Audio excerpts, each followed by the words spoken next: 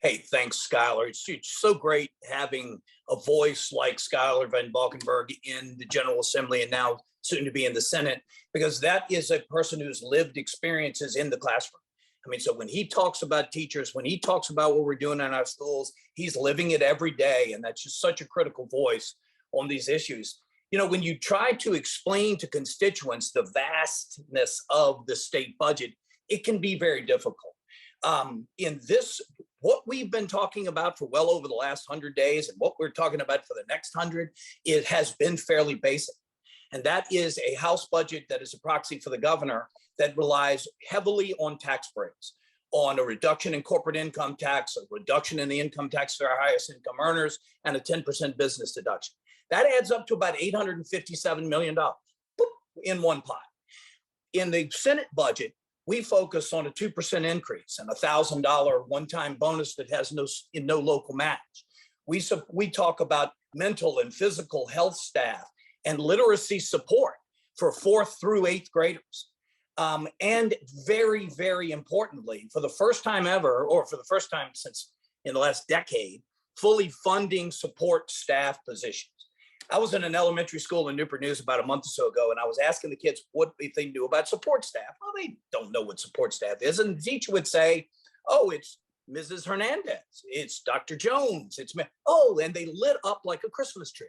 So it's not that our schools don't have support staff positions right now. It's just we haven't been fully funding them. And on top of that, you put another $225 million in financial aid and college affordability for higher education. When you stack those things up, we came up with $860 million. All right. So the budget is extraordinarily complex, and we could talk about it for the rest of the week.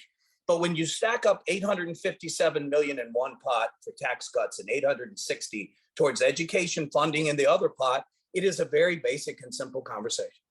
Now, I left out a couple of the tax breaks, the military tax break on retirement, the standard deduction that would continue to reduce income tax, because there's plenty of room for negotiation.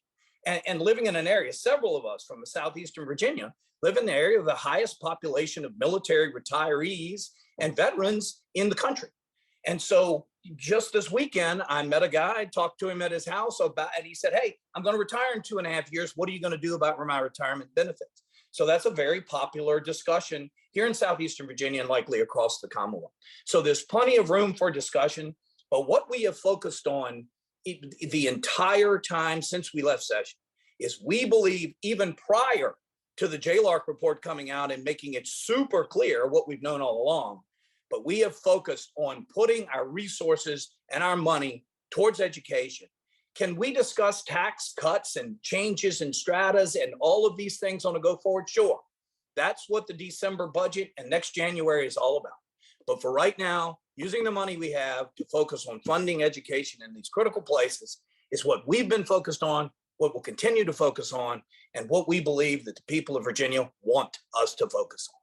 So that's just trying to make something very complex into something very basic.